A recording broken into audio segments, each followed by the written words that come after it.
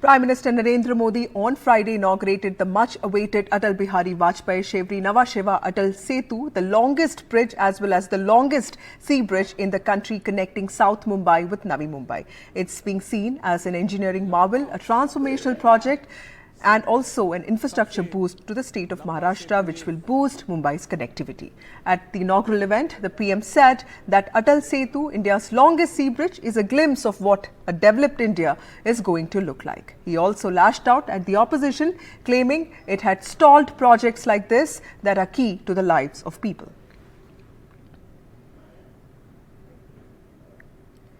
That is Prime Minister Narendra Modi in Mumbai. He also lashed out at the opposition, saying that the opposition has stalled very important projects, including the Worli Sea Link. And in fact, he said that the Worli Sea Link project was much smaller in scale as compared to the Atal Setu, which his government has built in record time. Let's look at his reactions in Mumbai. देश पर दशकों तक शासन करने वालों ने देश का समय और टैक्स पेयर का पैसा दोनों ही की परवाह नहीं की है। इसलिए पहले के दौर में कोई प्रोजेक्ट या तो जमीन पर उतरता ही नहीं था या फिर दशकों तक लटका रहता था। ये जो अटल सेतु आज हमें मिला है, इसकी प्लानिंग भी कई सालों पहले चल रही थी। हमारी सरकार की नीयत साफ है। आज सरकार की निष्ठा सिर्फ और सिर्फ देश के प्रति और देशवासियों के प्रति है। Now, what is exactly this Atal Setu, this 22-kilometer long sea bridge that connects Navi Mumbai with mainland Mumbai? In fact, it is going to make the lives of Mumbai's commuters a little bit easier. But let's look at the details of this project. My colleague Vedant has details.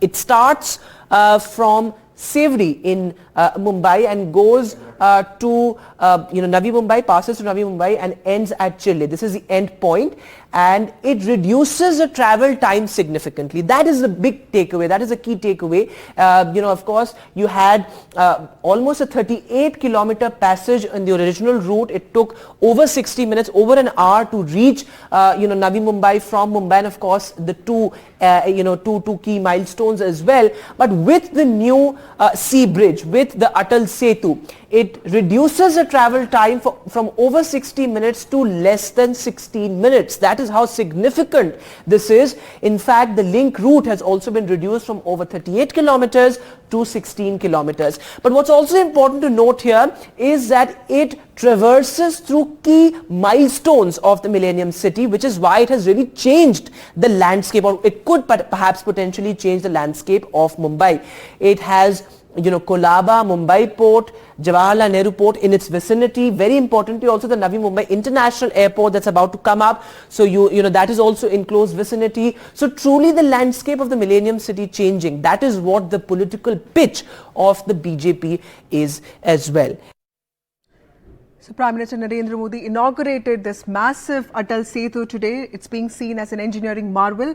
It is expected to reduce travel time of Mumbai's commuters. In fact, while speaking at the inaugural ceremony, the Prime Minister lashed out at the opposition. Remember, this project was conceptualized 30 years ago, but it was only in 2006 that a feasibility study was announced. But it was only in 2017 that the Modi government started work on this project.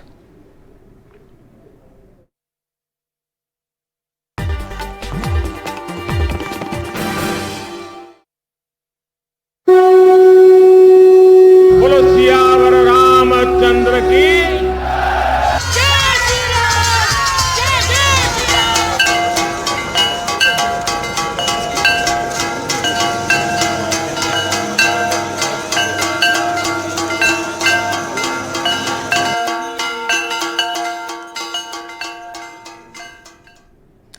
So Ayodhya is prepping for the big day for hundreds of pilgrims who are set to arrive in this temple town ahead of the Ram Temple Pran Pratishtha that is scheduled to happen on the 22nd of January. Now this enthusiasm is palpable in the streets of Ayodhya. In fact, a mini tent city is coming up and it's getting ready to house over 4,000 sadhus. I have my colleague Himanshu, who is in Ayodhya and tracking the run up to the consecration ceremony. Himanshu, tell us how is the city, how is Ayodhya preparing for this, for hundreds of pilgrims and also VVIPs? Well, it's a very unique city which has been created. I felt that a new city is being created within Ayodhya, and they call it a tent city, where 4,000 saints who have been specially invited to attend the Pran Pratishtha ceremony on 22nd January, they will be assembling there. They will start arriving from 19 June, and it is expected that around 10 to 12,000 people will be housed in this tent city, which was almost like a mini city, which with all the infrastructure that we normally see in a city. The routes, the colonies have been marked inside the tent city, and like in a hotel, every room is marked. There are more than 1,450 rooms that have been specially created to house these saints who are coming from different parts of the world. There is even a Jio mobile tower. Other telecom service providers have also been requested to set up their mobile towers there. There's also a mini hospital that has been created inside the campus. And remember, in a 45-acre area where 10 to 12,000 people will live, there is special arrangement has been made to provide them food inside the campus itself. So it's a very, very gigantic exercise which has been going on for last several months, and large amount of money has also been spent. I am now in front of Lata Mangeshkar Chowk here, Vasudha, and I have with me Ram Katha Vachak Atul Tiwari and Harshit Gupta. They have been living in Ayodhya for a long time, and I wish to know from them as to how they have perceived the changes that have happened in last couple of years. Harshit, what has changed in Ayodhya? If you can just explain to us. Sir, a lot has changed in Ayodhya. From road to everything has changed in Ayodhya. Yeah. A very huge amount of difference is able to see now. You can see here. Yeah. Lot of changes in Ayodhya because before some time Ayodhya is untouchable for the every political parties.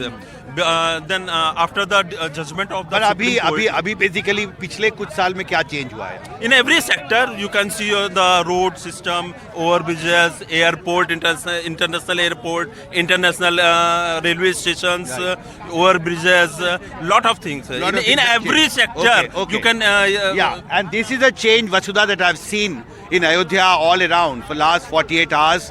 And of course, this is a city which is now again back at the heart of Indian imagination. And when I now take you to my interview with two VHP leaders who have played the most important role in constructing the tent city in Ayodhya. It's 1 kilometer from Ram Jan Bhumi Sthal in the middle of Ayodhya city, in the Tirth Kshetrapuram area. A mini tent city has been created to house around 4,000 saints and their disciples who will come to Ayodhya to attend Lord Ram's Pran Pratishtha ceremony. And this is spread in an 45-acre area in which 1,400 rooms have been specially constructed to house the saints. मेरे साथ गजेंद्र सिंह और सोहन सिंह हैं, जो in charge हैं इस mini शहर के लिए, जो विशेष तौर पर संतों के लिए बनाया गया है. गजेंद्र जी, किस तरह की तैयारियां हैं? कितने संत यहाँ पे आएंगे और रुकेंगे? 4,000 संत आएंगे, फिर उनके शिष्य रहेंगे. इस पूरे क्षेत्र में हमने 45 एकड़ में इस पूरे एक टेंट सिटी बनाई है. यहाँ पर 6 नगर हैं, 6 भोजनालय हैं, और उसके साथ साथ जो व्यवस्था चाहिए वो सभी प्रकार की व्यवस्था है.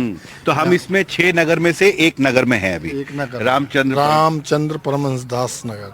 ऐसे सभी संत जो प्रारंभ से इस राम जन्मभूमि आंदोलन से जुड़े थे, ऐसे सभी संत और विहिप से जुड़े हुए ऐसे जो लोग थे, उनके नाम पर हमने 6 नगरों का नाम रखा है. जी. और ये आपने कहा 45 एकड़ में फैला हुआ है. और ये एक तस्वीर है उस टेंट की. मैं कैमरा सहयोगी से रिक्वेस्ट करूंगा कि वो दिखाएं इस तस्वीर को. ये एक टेंट है जो अभी तैयार हो चुका है, और ऐसे यहाँ पर 6 नगर हैं जहाँ पर ऐसे सैकड़ों टेंट हैं. और अब आपको एक कमरे की एक तस्वीर दिखाते हैं.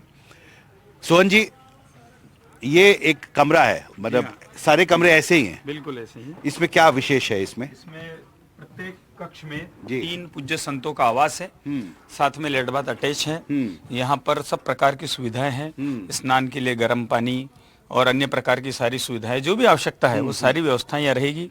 इसके अलावा सभी नगरों में जो गलियां हैं उन गलियों में गर्म पानी पीने का, चाय, कॉफी, जो पूज्य संत आएंगे उनके लिए भोजनशालाएं बनी है।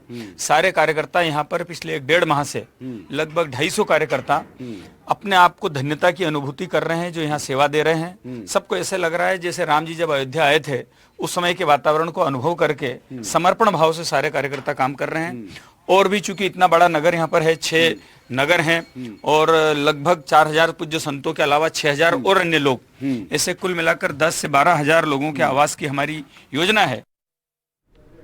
So there's an airport that has come up in Ayodhya and also a railway station, a new railway station, but also a tent city. But there's a road in Ayodhya that has become the symbol of the temple town's development. It's a 13-kilometer legendary Rampath that has come up and it's become Ayodhya's lifeline from Faizabad to Ayodhya Dham. This road is flanked by Surya Stambs or solar pillars on both sides.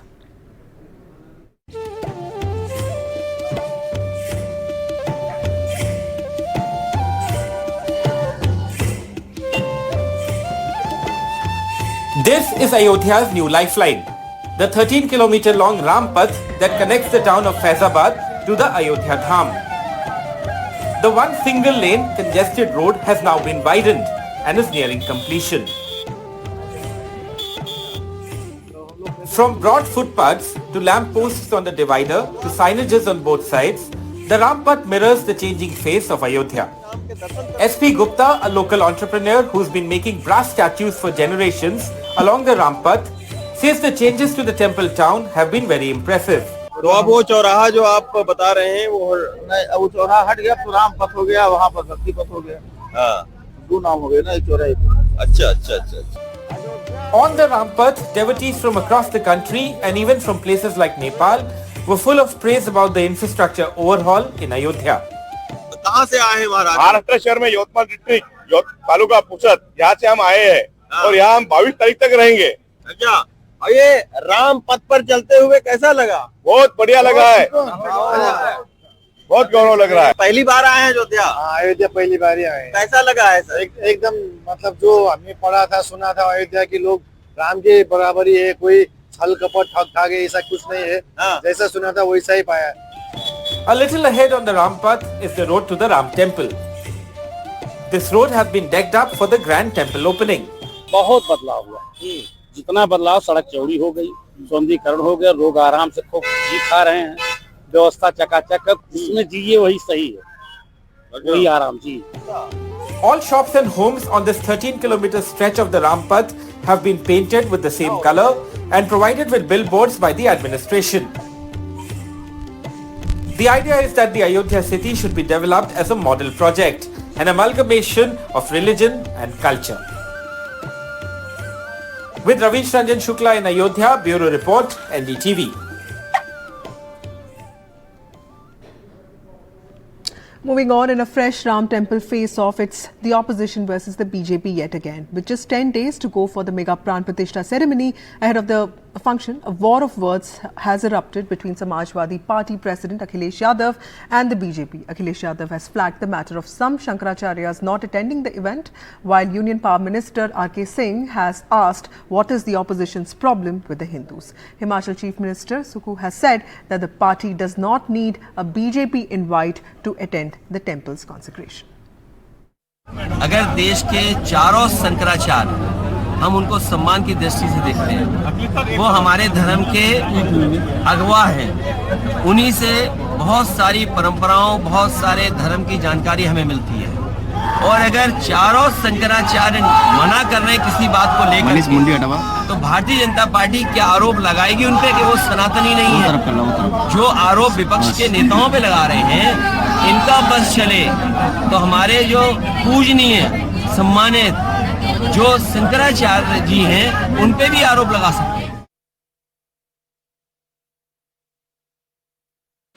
देखिए, ये पूरे राष्ट्र का एक आयोजन है। एक बहुत बड़ा ये है तो मौका है हम लोगों के लिए। अब कांग्रेस पार्टी तो हमेशा ये हिंदुत्व के प्रति नकारात्मक रही। नेहरू जी जबकि सोमनाथ का ये हुआ था पुनर्द्वार हुआ था तो नेहरू जी नहीं गए। उनको हिंदुओं से क्या समस्या है समझ में नहीं आता। पार्टी ने कहीं नहीं कहा कि हम नहीं जाएंगे।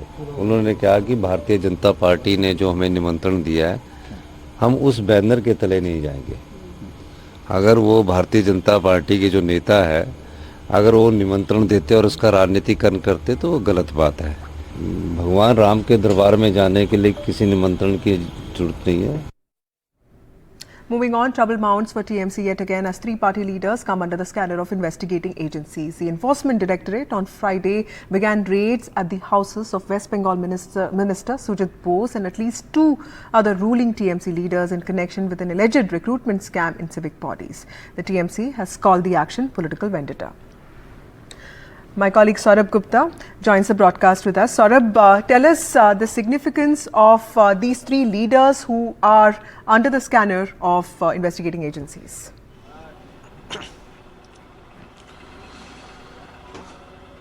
Well, Vasudha, this is of course an investigation that is going on in connection with the alleged irregularities in municipal recruitments across West Bengal. Now, this investigation by the ED started on several months ago and it has been ongoing, and what we've seen so far is that the ED has conducted raids across the homes of several TMC leaders, the most important one being of course this time around Sujit Bose, who's also the Fire and Emergency Services Minister in West Bengal. Apart from that, the ED also raided the home of MLA Taposh Roy. Taposh Roy spoke to the media after the raids at his premises ended and said the ED officials had taken away some documents. He explained that those documents were basically people who had made representations to him as MLA, and those documents, he said, were taken away by the ED. Now, apart from that, there was another gentleman who was raided. He was the former chairman of the North Dondam municipality, and because these raids are taking place in connection with the allegation of irregularities in municipal recruitments, the presumption of many is that the ED must have had some reason to, of course, find a link between its investigation and the irregularities, and therefore it has gone and raided these premises. Now, the Sujit Bose's premises, the raids have lasted the longest. At the homes of Taposh Roy and Shubodh Chakraborty, the raids have ended. But, you know, in election season, when there's so much political noise over central agencies, there are two narratives, like I mentioned. One is, of course, the BJP narrative, which the BJP says that Trinamool is corrupt, their leaders are corrupt, and the central agencies are only probing corruption and therefore going after them. And, of course, the other narrative, which is the TMC narrative, which says that the central agencies are only going after opposition leaders and opposition rules, states, and harassing them before elections. Right.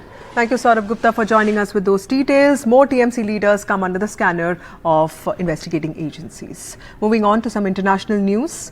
UK and US have started targeting Houthi rebels in Yemen. United Kingdom Prime Minister Rishi Sunak has said that action is proportionate in self-defense, while White House has said that targeted strikes is a clear message. White House has also said that it won't tolerate any attack on its personnel. UK and US are carrying out strikes against Iran-backed Houthis in Yemen. Remember that this has also had an impact on global economy. Oil prices rise after US and UK strike Iran-backed Houthis. Oil prices rise as tensions in the Red Sea mount. The US and the UK launched a joint airstrike targeting over a dozen Houthi rebel bases in Yemen. The UK has said it acted in self-defense along with the US amid continued attacks by the Houthis on shipping vessels in the Red Sea. It's very, very important that your viewers understand that the reason for last night's action was self-defense. 2 nights ago, there were sustained attacks onto HMS Diamond, a Royal Navy destroyer that is currently in the southern Red Sea alongside 3 US Navy destroyers. The Houthis have hit back at the US, vowing retaliation against US aggression while voicing support for the Palestinian cause. غاشم لن يثني اليمن عن موقفه الداعم والمساند لمظلومية الشعب الفلسطيني، والقوات المسلحة اليمنية تؤكد استمرارها في منع السفن الإسرائيلية أو المتجهة إلى موانئ فلسطين المحتلة من الملاحة في البحرين العربي والأحمر. والله حسبنا ونعم الوكيل، نعم المولى ونعم النصير. They also maintain that 5 people have been killed and 6 injured in the latest airstrikes on Yemen.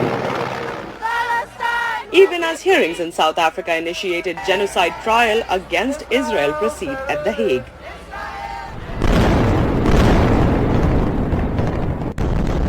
Israel's airstrikes continue targeting Gaza, with the war showing no signs of slowing down. Ishan Arora's report for NDTV. And now NDTV's Atal Setu in an exclusive conversation with Emmy award-winning director James Higginson about his documentary film Shuddhi, which is a film about leprosy patients in India, set for its world premiere at the Rajasthan International Film Festival on the 30th of January, which also happens to be World Leprosy Day. We have a very special guest to talk about the issue and its ground reality.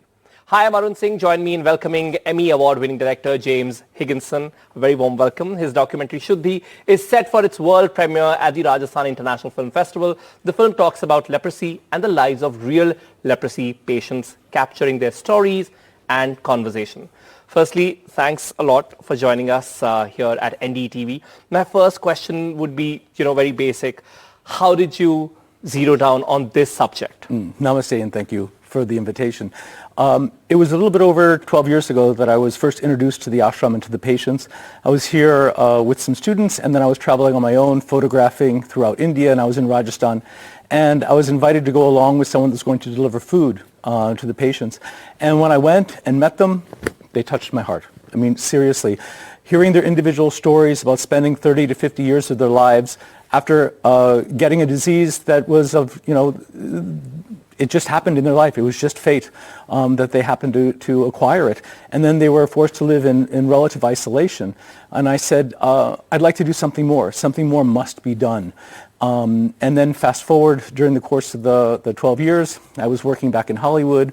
I got GBS, which paralyzed me from the chest through my feet, and spent 4 months in going through a wheelchair, working with a walker, learning to walk again.